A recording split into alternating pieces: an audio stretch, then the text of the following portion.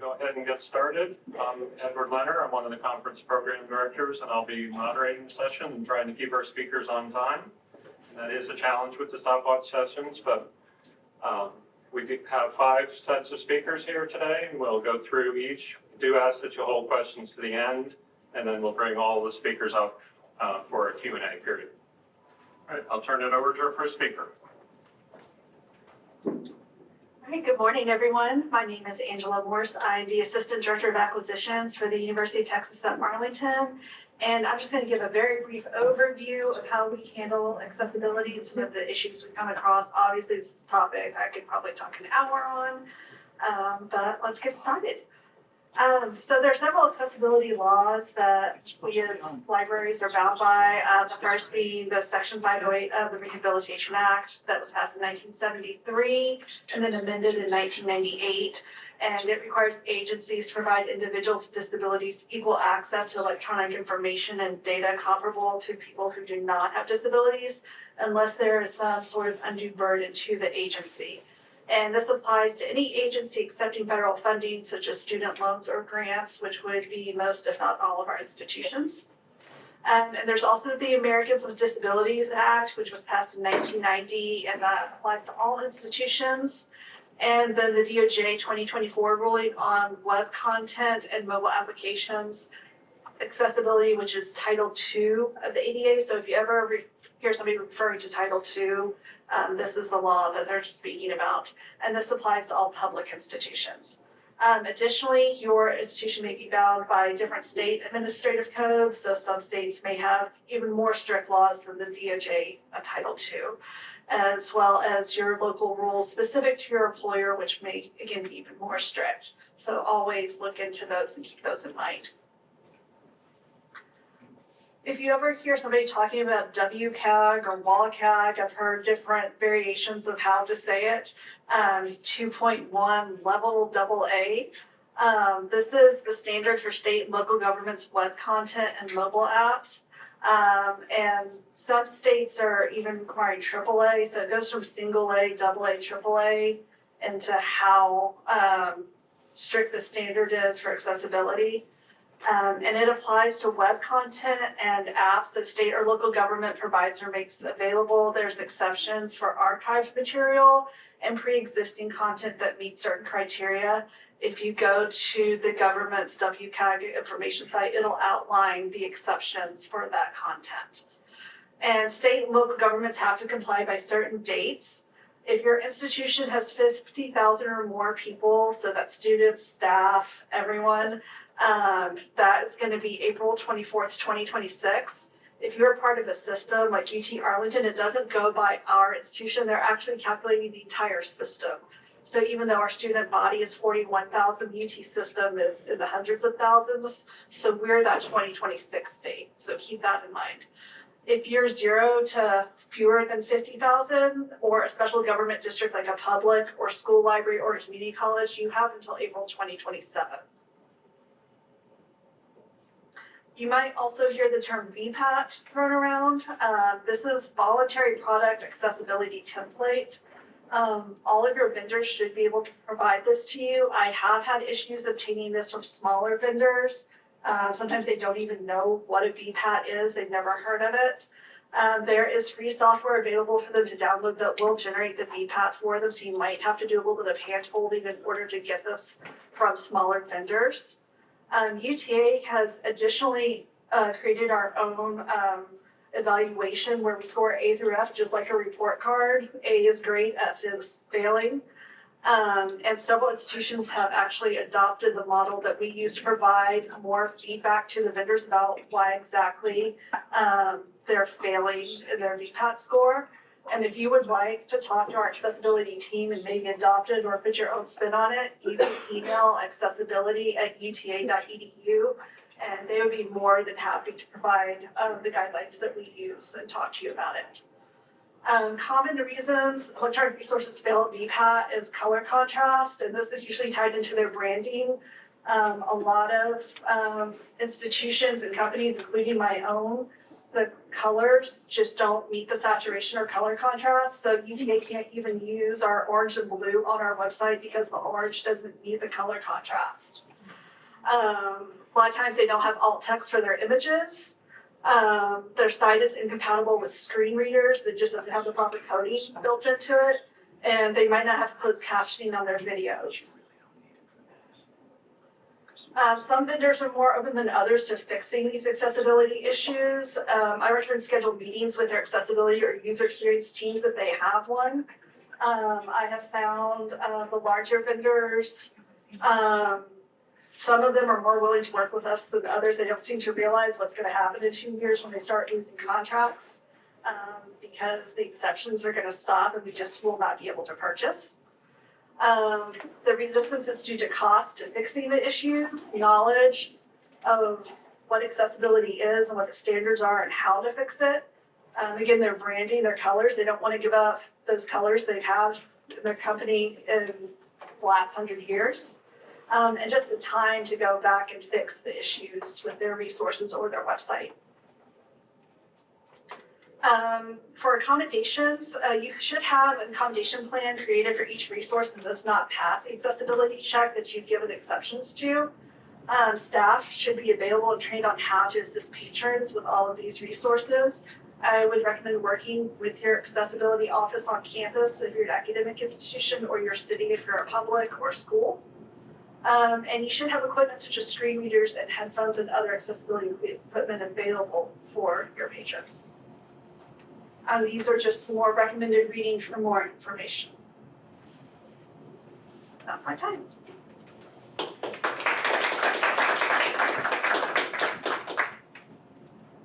Hello, I'm Tara Rogerson. I'm from West Virginia University. And thank you all for coming today. It's nice to see you.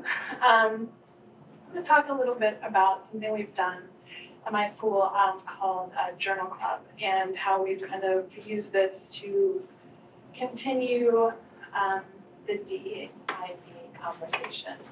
So we have this code of conduct slide, which you've seen, so you can scan that if you'd like this as well. So, all right, so why and what is Journal Club and why do we have it?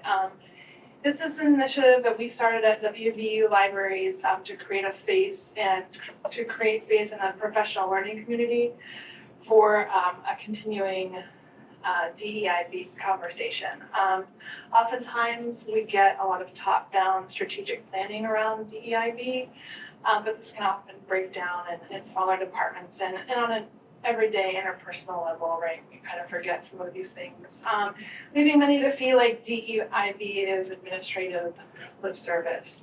So we are often caught kind of wondering what we can do as individuals to move the needle, create a safe space, and engage in an actionable service. So what our Journal Club kind of seeks to do in a very red state, where sometimes that kind of change seems impossible and unwelcome, is to promote amongst ourselves as an organization ways and ideas to make meaningful and sustainable impact in our library community, starting with educating ourselves. So one thing that Journal Club has done, it has the advantage of letting us also use our collection in a way we might not otherwise. As it turns out, our libraries have a lot more library and information science articles than I would have assumed or that I would have thought.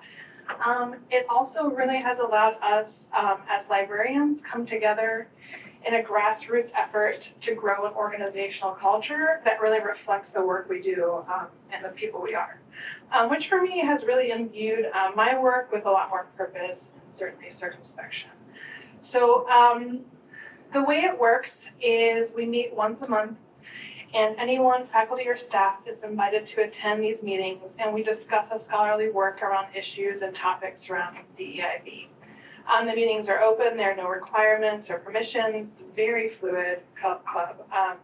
Logistically, I am the organizer, so I recruit other library faculty and staff to facilitate each monthly session. And then we really just have a very informal discussion about the kind of literature they might be interested in, and the facilitators typically relate this to their particular subject or skill area.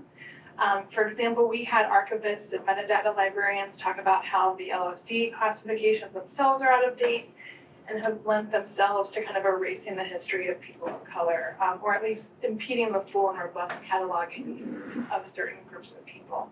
So, but we've had other sessions about AI and diversity, so we really cover the gamut and have really interesting and dynamic conversations that kind of allow us to take a moment and engage in deeper thinking about these issues and promote our own continual awareness of our own bias and duty to make those small incremental changes that make a larger difference in the long run.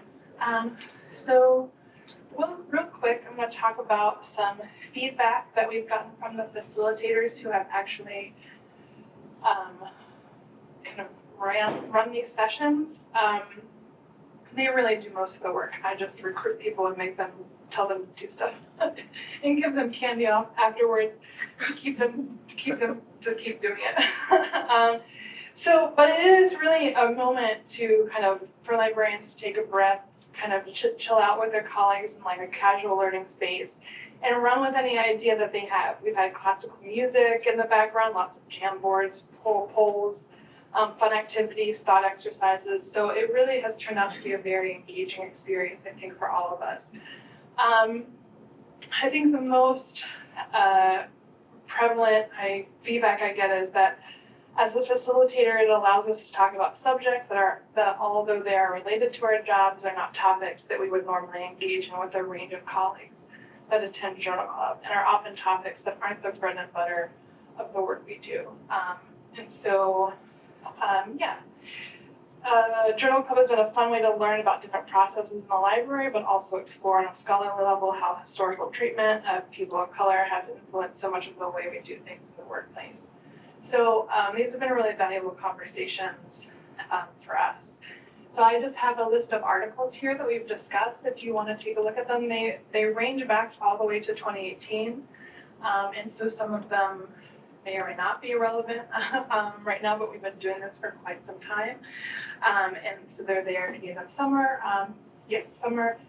only a little bit related to DIEB. As I said, we've been doing this a long time. So, but most of them are. And please don't judge my APA citations. I've done my best. If you would like more info about this, that's my email address and it's my QR code to email me. And that's all. Thank you so much for listening. I hope this inspires you to have conversations with your own folks. Thank you.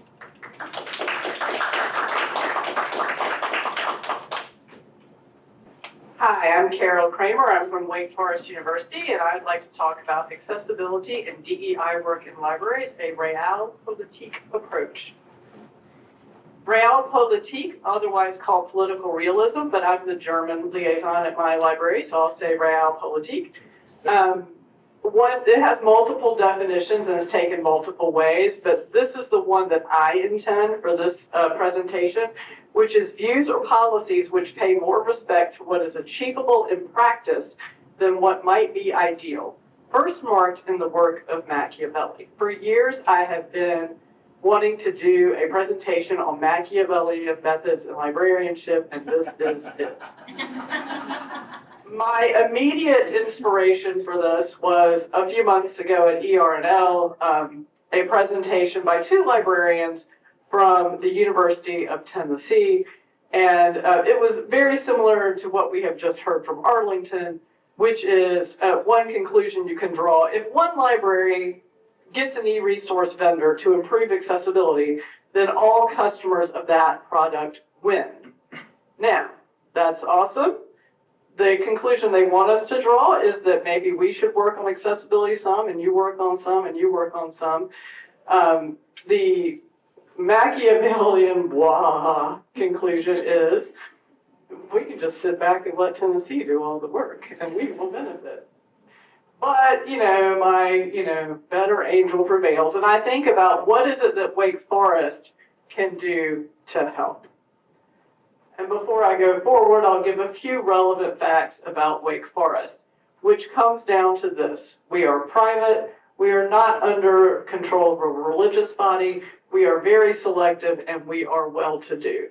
So while no one is immune from political pressures, we are, compared to some, inoculated against some of those political pressures. And to that brings me to the kernel here, which is, what can Wake Forest do with DEI to benefit other institutions who are not able to be as out there with DEI as we are, including some of my fellow presenters. One common refrain that has been in multiple presentations I've seen in recent years is that when faced with all of these OA monograph ideas that we can contribute to, we should align, which ones we choose should align with our values. And if DEI is a value that you can publicly support, what if we had an open access monograph collection focused exactly on that? That I think is very doable, very Realpolitik.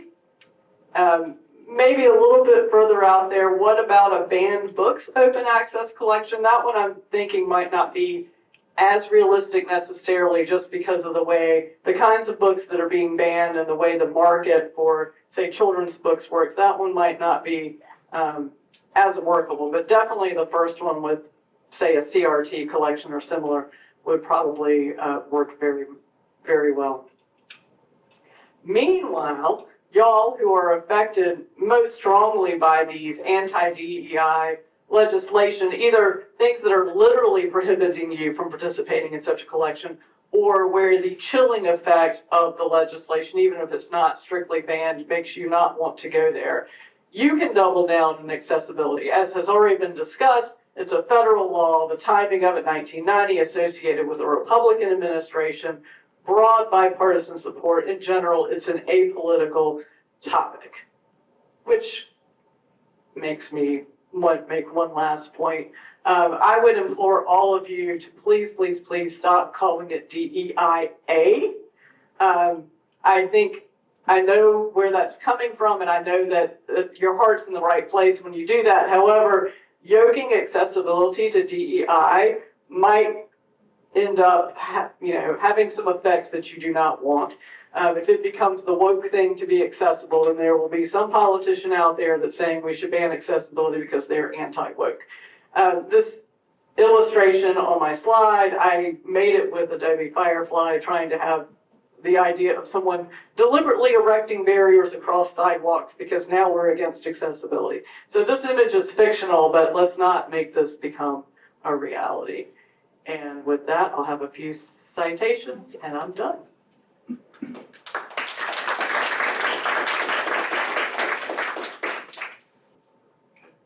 Hi, everybody. I'm Jesse Kennedy from Cornell University Library, and my co-presenter, Meredith Wilson, was unable to join me today, so I'll do my best to not get lost in her section of this and take 35 minutes or something, ignoring our brave timekeeper. Today I want to talk about some work we and some other folks did with the NERL consortium on advancing supplier diversity and making some commitments to take some action in that. NERL is a consortium, there are 30 core members, pretty much large R1 research institutions, but then a bunch of affiliate members that can buy into some of the deals that NERL works out.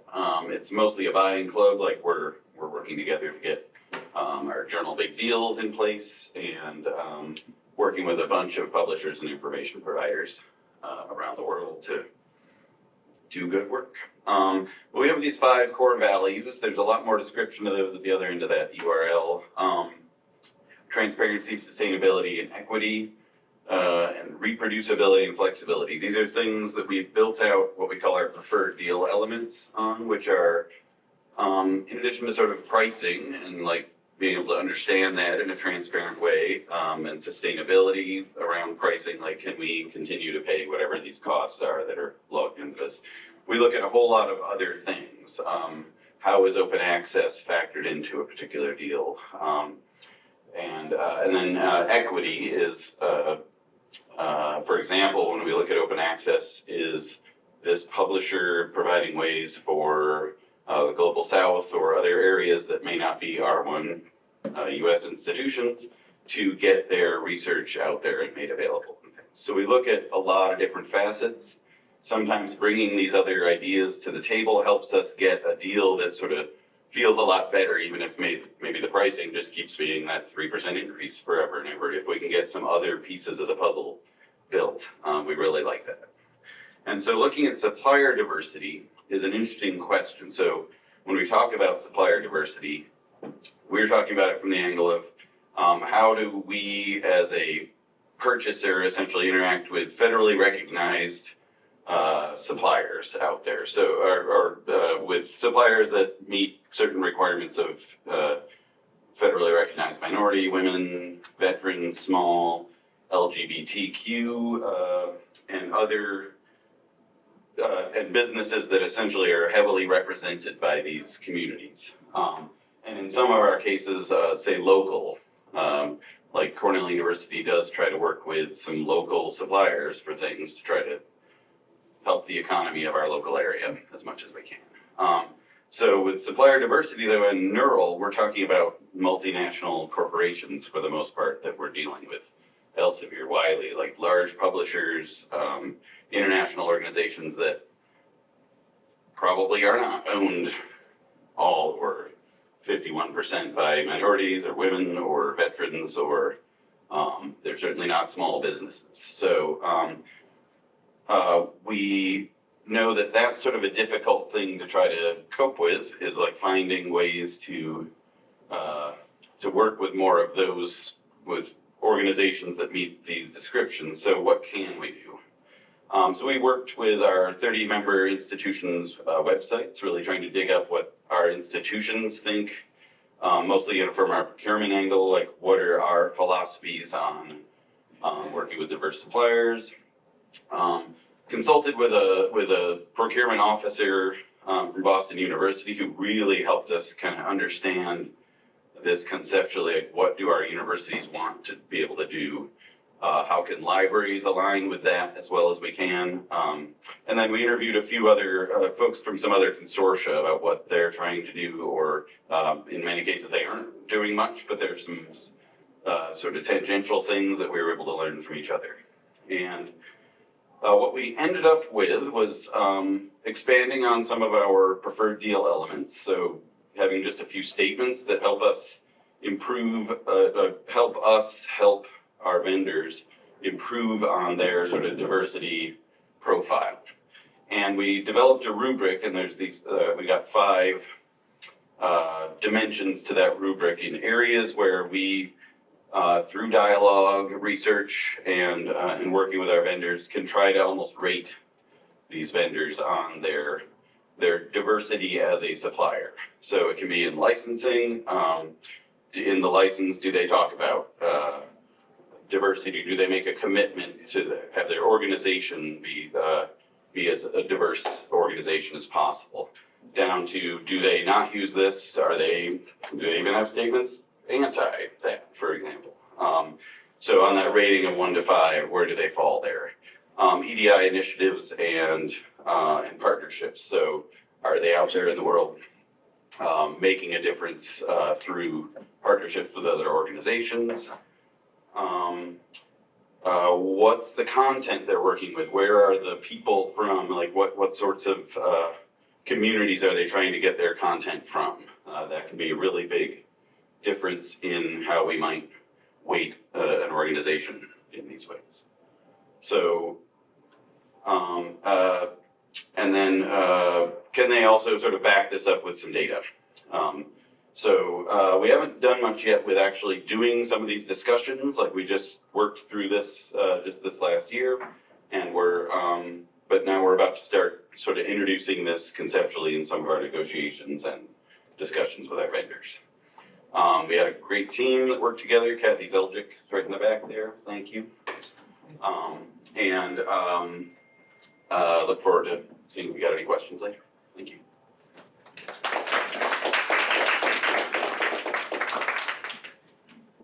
Good morning, everybody. It's a pleasure to be here. My name is Field Koers. I'm the Chief Information Officer for STM Solutions. And I'm also the Program Director for GetFTR, which is what I'd like to talk with you about today.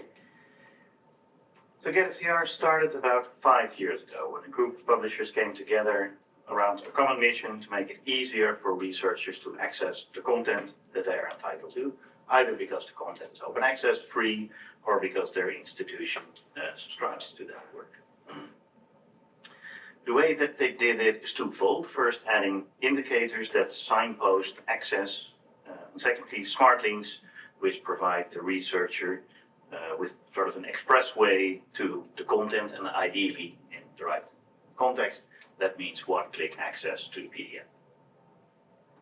So here's a screenshot of how that looks like, and this is taken from our demo website. And note the GetFTR indicators that inform the researcher that they have access at the point of discovery in the search result list. That saves time and frustration in chasing dead-end access routes. So behind the scenes, GetFTR is an infrastructure that connects discovery services with publishers' access and entitlement systems. It's a modern API-based implementation with the data coming directly from publisher systems, which means that the entitlement information that is passed along is highly accurate, it's timely and granular at the level of DOIs, which of course is particularly relevant for hybrid journals where some content is OA and other content isn't. So how does that look like in practice? Here I've sampled some screenshots that show how GetFTR is integrated in discovery services on the left, publishers' reference lists on the right, and really any other website, including Google Scholar, PubMed, Wikipedia, via the browser extension that we've launched recently. So since GetFTR started, this story has really resonated. We've seen quite solid, rapid growth on both the publishers that are working with GetFTR and discovery services that we're integrating.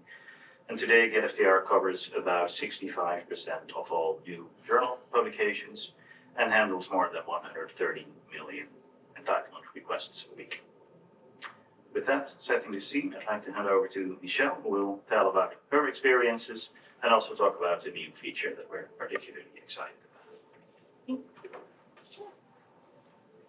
I'm Michelle Polchow. I'm the Electronic Resources Librarian at UC Davis. And I wanted to kind of do a quick advertisement in the middle of our presentation that for the last year I've been doing a brown bag series on different electronic resource topics, and I included GetFTR. It's a peer-to-peer similar to the Journal Club idea. And so we like to do a casual conversation, bring your questions. But I do want to mention that GetFTR is also foundational to strong information security, that you provide an easy access method that is simple to understand and use for your users so that they're not compromising passwords and authentication credentials. So with that, if you take this home and you are new to GetFTR and share it with your colleagues, if they've already heard about GetFTR, there is a new feature coming out, and the metadata is in the works of being put through the API, but the data will include the document retractions. So when you go to click and get access, you will get some additional information about what the retraction includes and provides the overview, a timeline from the publication to correction, and any additional information they can provide. They will also see through the browser not only the access point, but that there has been a retraction, and the services that integrate with GetFTR are highly encouraged to implement this. So the metadata will be coming from the vendor, of course, through the application. And since there's many vendors that are behind this, they will all be adding their metadata as they progress to the standard. And to find out more, there's a website about Get full text, and then a demo site, and then the browser extension itself. And we all know that a lot is going on behind the scenes with Chrome, changing how the browser works. So again, this is simplifies how users will be able to get to the content we've all paid for. with that, I think close out the session.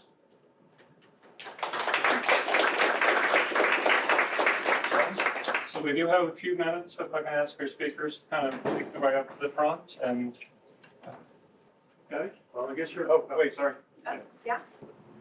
This is for Carol. I'm very excited about the Machiavellian revolution you're leading, and I would like to sign up for your newsletter. So I'm curious. I'm with Oxford University Press, and I know some of our salespeople have had to have some sad conversations with librarians who are interested in some sort of DEI collection, but have said, look, it can't be called a DEI collection because I'm going to get this all these live wires and even then coming up with their names, and it's like, no, it's cultural and this sort of thing. If there were OA opportunities, like you were, suggesting that schools that are more inoculated could support, how explicit or implicit do you think dealing with this need for access should be? Like, I've wondered about that. Like, for instance, if you want to get the inoculated places, if you want to get them to buy in, you probably want to say, this collection is illegal in Florida or something like that to like really get their attention. But on the other hand, you don't necessarily want to get their attention. And you definitely want it to be anodyne, is that the right word, enough that folks in the unvaccinated will not be able to get in trouble just for linking to it, right? Because that would be the goal, is that it's out there and people can get to it. So I don't know if you need to run a focus group or something like that to figure that out. I think there are definitely among the inoculated, I think they would be very respondent to something that, is upfront about what they're trying to do. But of course, the more organized and explicit we get, this is the reason we're trying to do it, is going to draw the very attention that that you may not want to get. So this is a trick. That's a non-answer, isn't it? Otherwise, we'll get a nice round of applause for you.